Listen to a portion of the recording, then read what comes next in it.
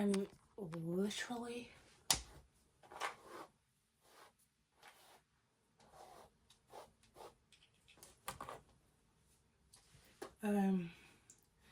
guys, I'm literally surviving on like God knows how much sleep. I my life because I literally want to do this in one take, but I'm so tired, but I'm gonna do this just for you because I can. So this is Chelsea and welcome back to another video.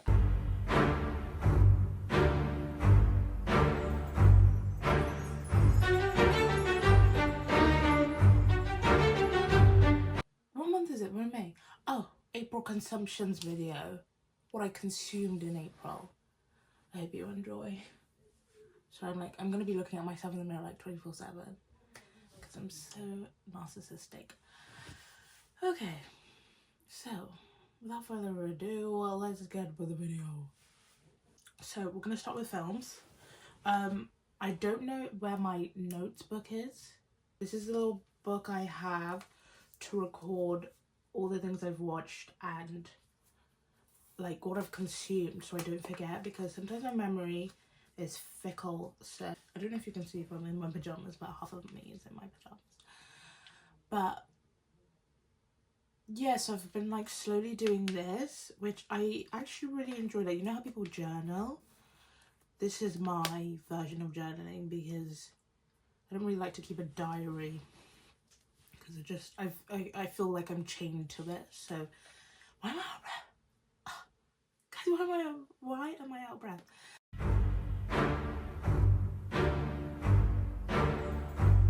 Okay, so we're gonna start with, I keep saying it again, Eyes Wide Shut by Stanley Kubrick. I watched this in the month of April. Yes, I did. I've never actually watched it. It wasn't a rewatch. I've never watched it before.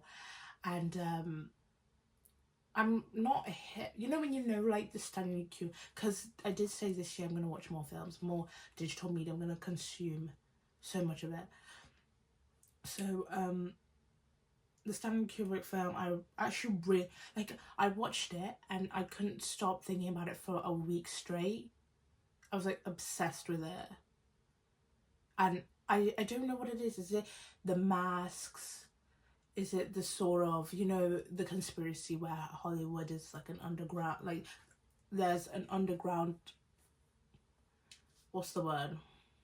See, exactly. This is why I'm writing it down. What did I write? Let me see what I wrote. This was so long. Okay.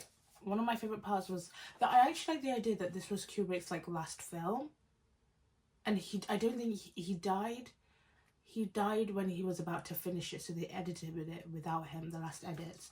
So I think it said that Kubrick, he re-edits and edits and edits and edits until like it's time to send out the film. So I think if he was still alive it would be like different, but that's a whole other ballpark. I think one of my favourite part of the whole film is probably at the end when Nicole Kidman just ends the film with fuck. After that I was like, yeah, that's going on a top 10 for me.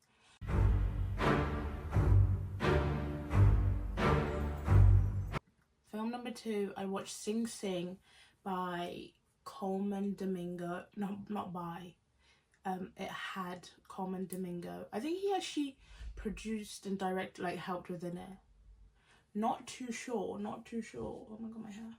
Not too sure, but this is what I wrote. I'm reading what I wrote. A film about incarcerated men who are part of the rehabilitation theatre program starring Coleman Domingo. Yeah.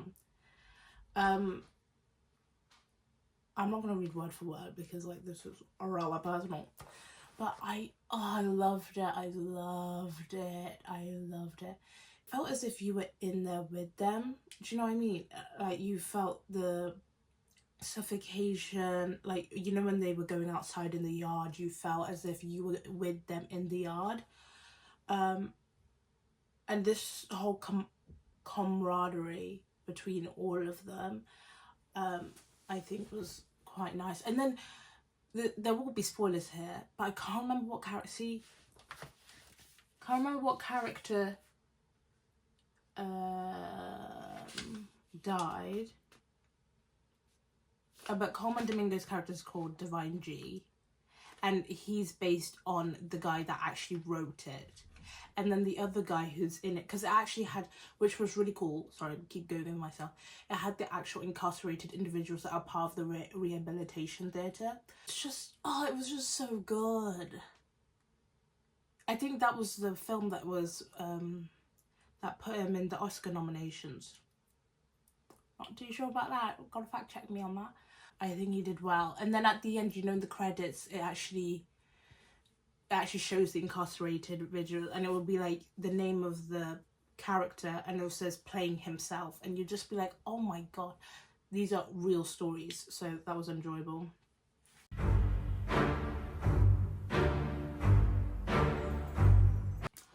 I rewatched Velvet Bazaar. That's with Jake Gyllenhaal, and I watched that film ages ago. You know, when it came out on Netflix. It's on Netflix. It's about this art curator. I think he's an art curator or art journalist. Jake Gyllenhaal's character, and he basically critiques artists, and good or bad, he's very honest. Doesn't care friend or foe. He'll just like, if it's bad, trash them, like rip them to shreds. If it's good, glorify them to the highest, right? Okay, the cast is insane. It's got Jake Gyllenhaal, Rene Russo, Tom Sturridge, Toni Collette, John Malkovich, Zor Ashton, and Natalie Dyer, Daveed Diggs. Like, insane cast.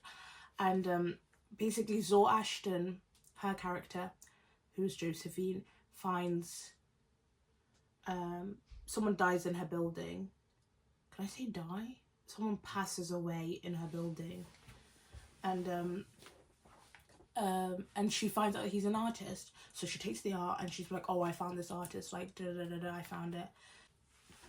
She finds it, but then it turns out the art is like alive. Like, it's so weird. Like, and then the whole film is like a thriller, like, and it'll just be killing people one by one. So I think you should watch that. I rewatched it. I think it's great. I think Jake Gyllenhaal was really good in it. Zor Ashton, great. I think everyone was good. And the ending is great, so go watch that. Go watch it. Go watch it.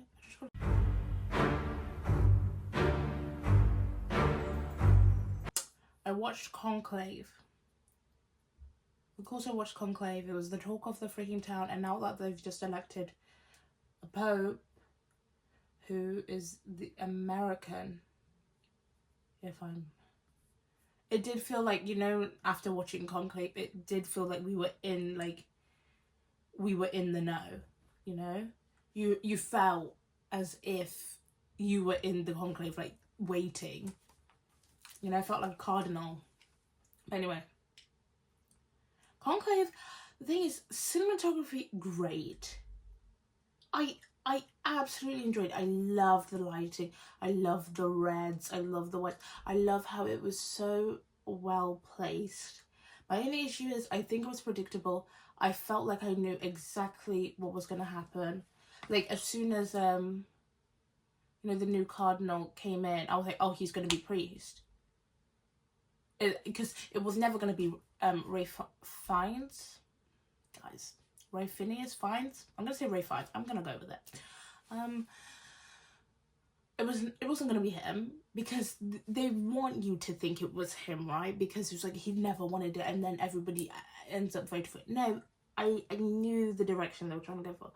It was never going to be him. And the new cardinal just mishaply shows up. And his background is so good. Like, he's been in war-torn countries. He's served his message in areas that the traditional conservative popes are just, like, they push aside. So I knew it was going to be him. And then with all the nattering and the gossip, I said, well, there's got to be a plot twist at the end.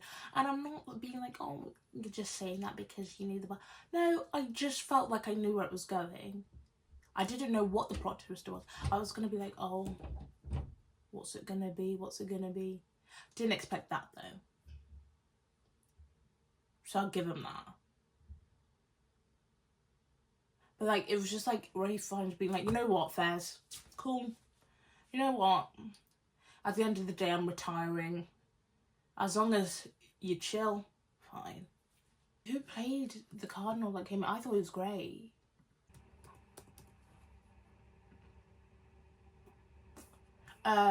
Carlos Diaz. Guys, I really wish. I think if I had 3 wishes, I would want. One of my wishes would be. One of them would be to remove my watery eye, because I always get that when I wear makeup. 2 would be I can pronounce anybody's name in the entire world. And 3, of course, the lottery. Carlos, I'm gonna go first name basis. I know that's so crazy. I don't even know him. But I feel like I'm gonna butcher his last name and I don't want to disrespect him. Or him. Is that his pronouns? Him. I don't want to disrespect them. I don't know. But I thought it was great. Oh, like chills when he did his little speech when they were trying to gossip. You know? Absolute chills. So I've got to switch to my laptop. I've got, you know, you got one charger and you have to like flip them between like all of them. But I thought he was great. So that was my Conclave review. I did think it was predictable. That's my thing. Okay.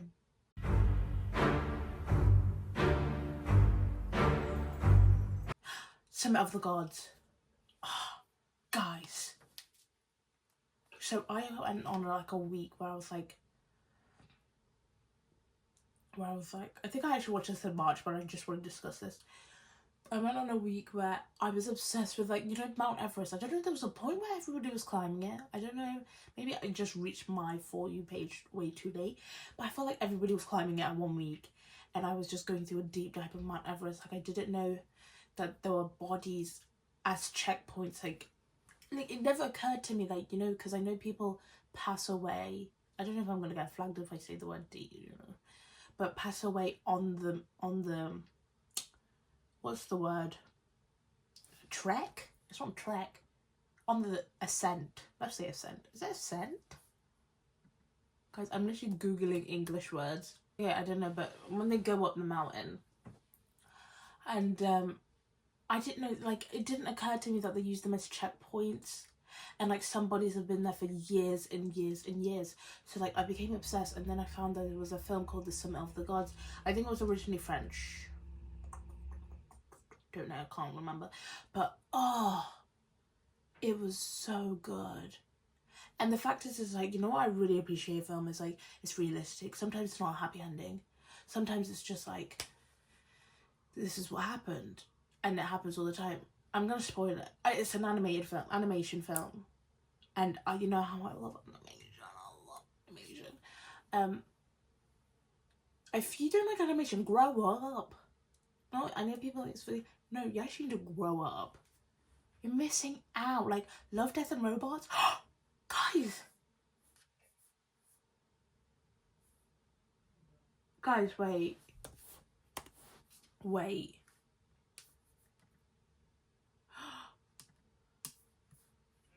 I will now announce the squad. Oh.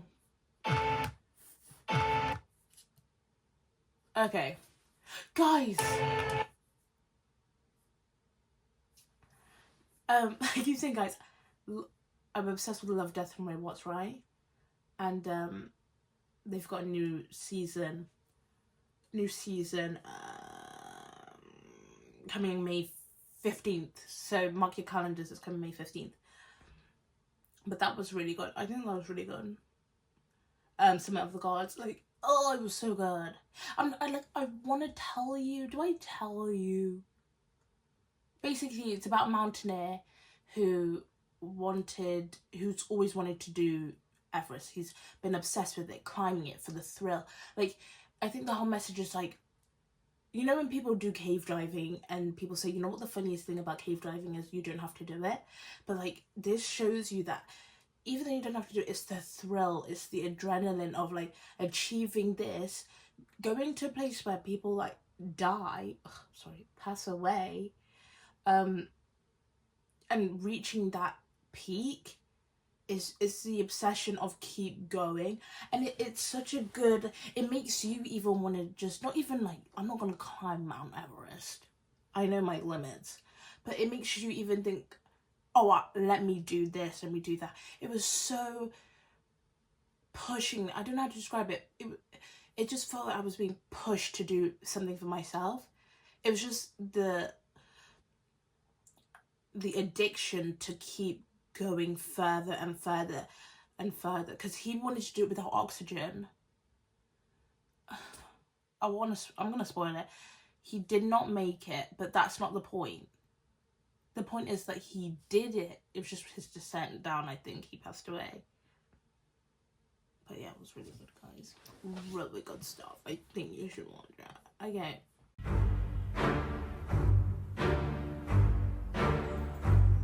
Sinners. No. Freak. Let me even just get the cast up so I can congratulate. Sinners. So good. So good. I don't want to hear anything. Like, what is the current rating on Rotten Tomatoes?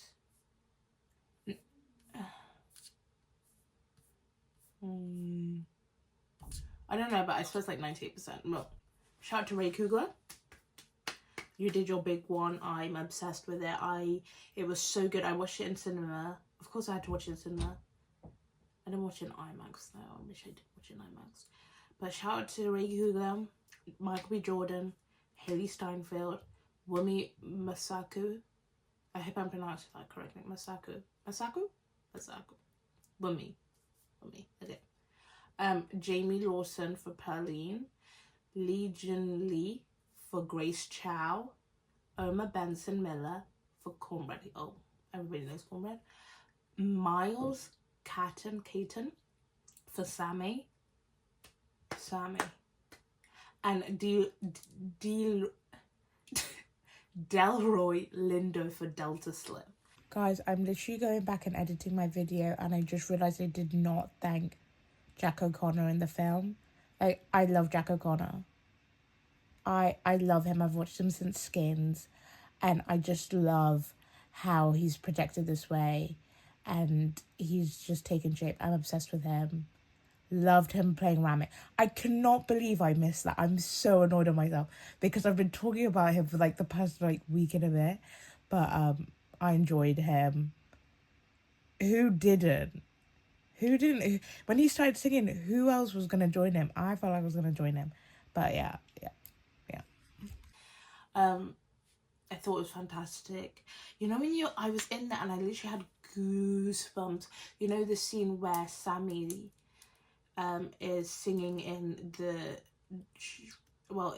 sort of club they made, the Twins, and like the ancestors from past and present dancing with the music, past, present and future,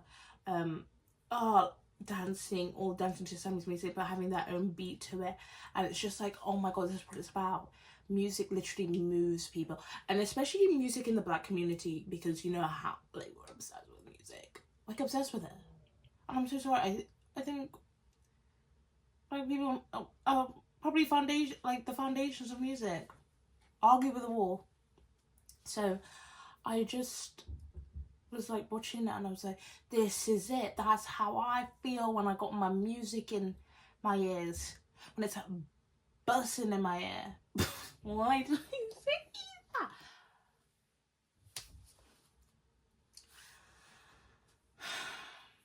I thought it was great. I'm trying to like keep that right, but I thought it was great. Okay, insane. And then at the end, when Smoke was saw Wumi with the baby, and I just, oh my god, like that's it, that's what we wanted, that's it. Yeah. Okay, I think that's it for films. Yeah. Okay, on to books that I read. I read one and I know I was supposed to read two, but I'm gonna be better in May. I swear to God. I swear. But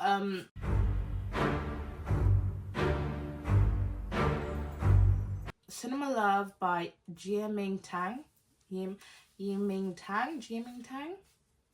I don't know if I'm pronouncing that correctly.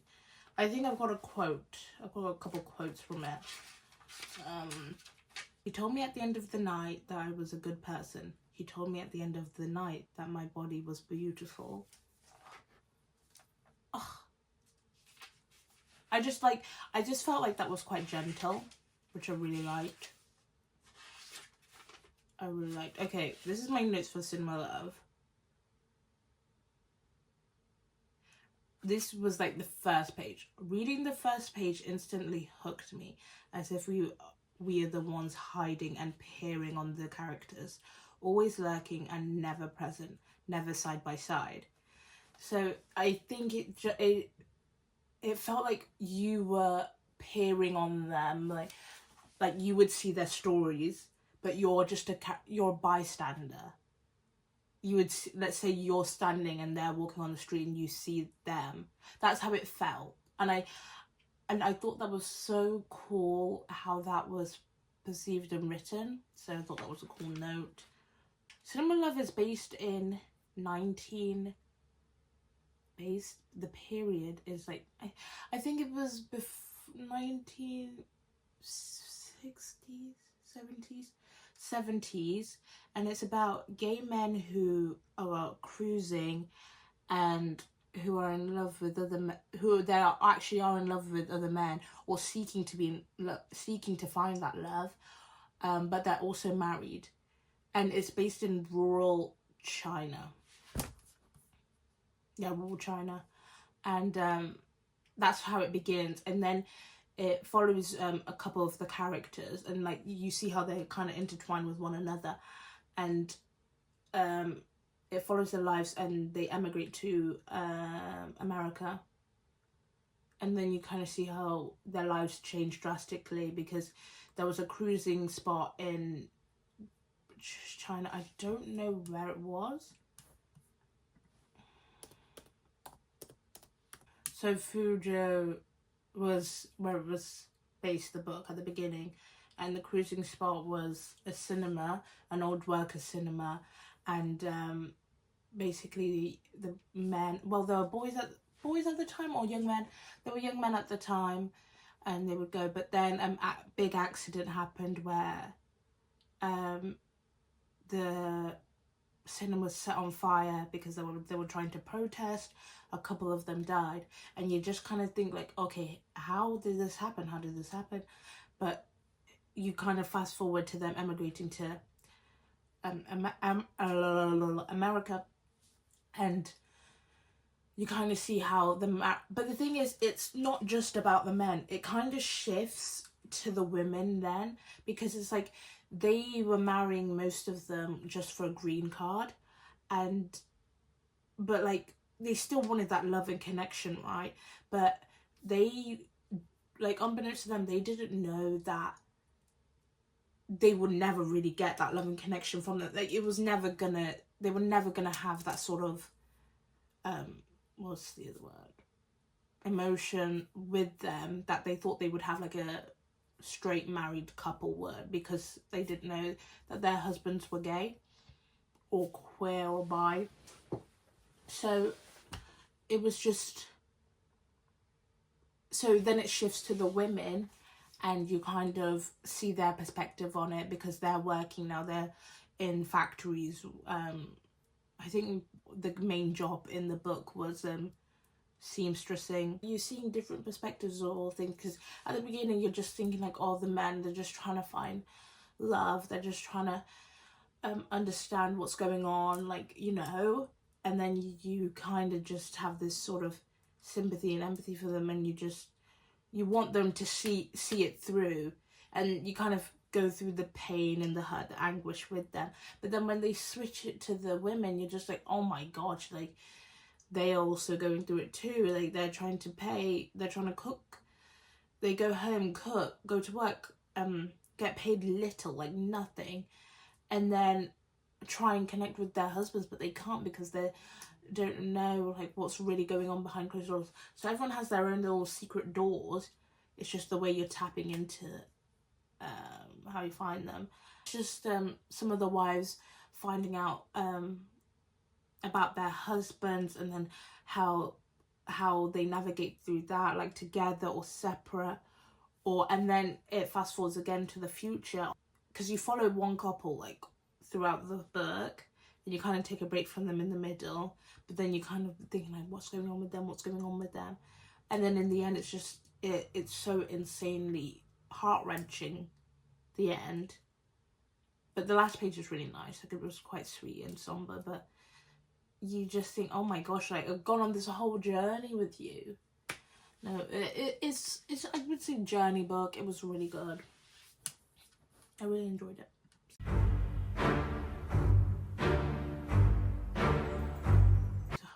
What YouTube essays have I been watching? I've been watching Cat Black. She's a woman who talks about social commentary, what's going on in the, yeah, there's more US stuff, because like, you know how there's a lot of stuff going on. So like social commentary, politics, and I think her most recent video is really good. Like I subscribed like instantly. Her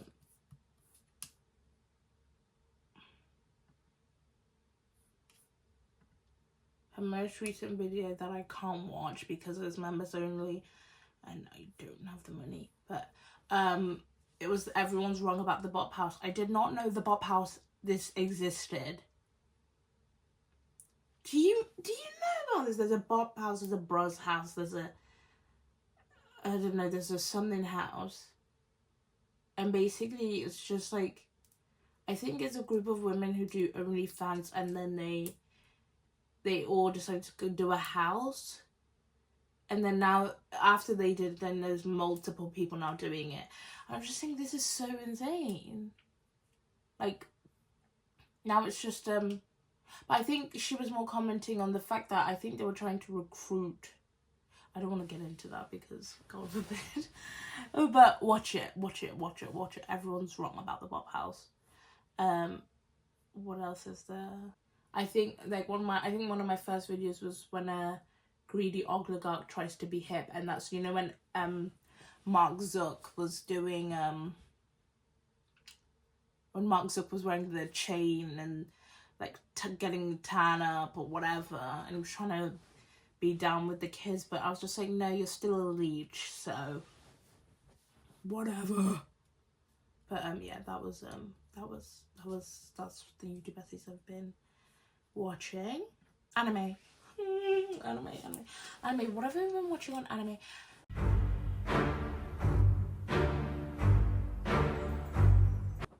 Solo Leveling. I don't know if I spoke about this, but I finished it, and oh guys, it was so good. It was so good. If you haven't watched it, grow up and watch it. Like, get over yourself, watch it. And I don't care when people say, you know, people be like, oh my god, it's a trend, watch it. If it's a trend, it's okay. You're allowed to like trends. Just because you don't want to be like everybody else, you're allowed to like a trend. Everybody's watching it because it's good, like for a reason. So just watch it. Get off your ass and watch it.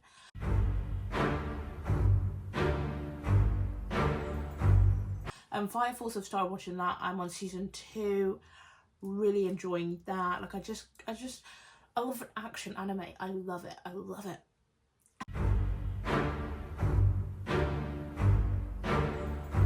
And special mention for this one, Tokyo Ghoul. I'm rewatching it. It was the first anime I watched. It was the anime that made me fall in love with anime, and I forget how like I was like the first time I watched it, I got nightmares. I was so scared. Like it made me so like pitter patter. And I'm rewatching it. I have to watch it slowly because I forget it. The voice acting is so good. So good. If you like vampires and stuff, ghouls, that's the one for you. I don't even want to discuss it because I feel like you have to watch it.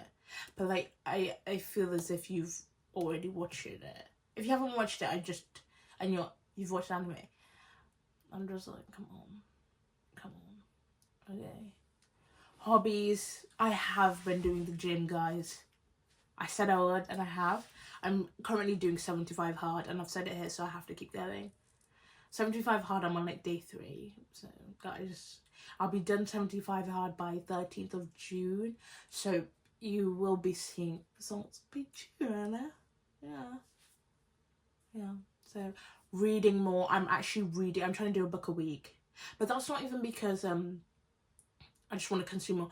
No, like, I'm doing it because, for me personally, I'm in a sub and I do want to hit 30 books this year. And I'm trying to remove my scrolling. I'm trying to remove my screen time. I'll say something after that. And trying to remove that, and I'm trying to remove that. So the book a week, and I have something in the works on the side that I need to read more. So I need to digest more intellectually for my side thing to work, but I'm not going to discuss it now because it's still in the works. Delete Snapchat. I know everyone's doing it, but I find the thing is, I wasn't even using it. It was just there because, you know, when you have memories. But I just was like, you know what, delete it. Because people would still try and text me on it, but I'm not. Don't text me on Snapchat if you're dying. Like, don't do that. Sorry, that's super. Just don't text me on Snapchat if it's an emergency. So it's actually poor form from you. So don't do that. But I deleted it. Realized so much storage was freed up after that. Insane amount. That's why I can do this video in one take. Crazy. But I've done that now. Next month's consumptions. 2 books. I'm gonna read 2 books. I want to watch more film. Get a grasp of things. Anime, probably watch more anime. I just want to do all of my list. All the things I've discussed, just do more of that. But 2 books, I will read 2, because I want to have more books for you that I've read. So 2 books. I've nearly finished 1. And I can't wait to discuss it. And then the second one, I'm really excited. I've shown you the second one in another video if you've watched it. I'm going to Foyles on Friday. Gonna buy another book. I need to stop buying books actually, but I'm doing that. Yeah, but that's the end of the video, guys. I've done all my consumptions. I can't wait to see you next month for another consumption. Well, after, because we're in May. So I'll see you for the May consumptions. Well, you'll see me next week because I'm gonna upload another video next week. But yeah. So this was Chelsea. Like and subscribe if you dare, if you wish. I hope you enjoyed the video, and boy.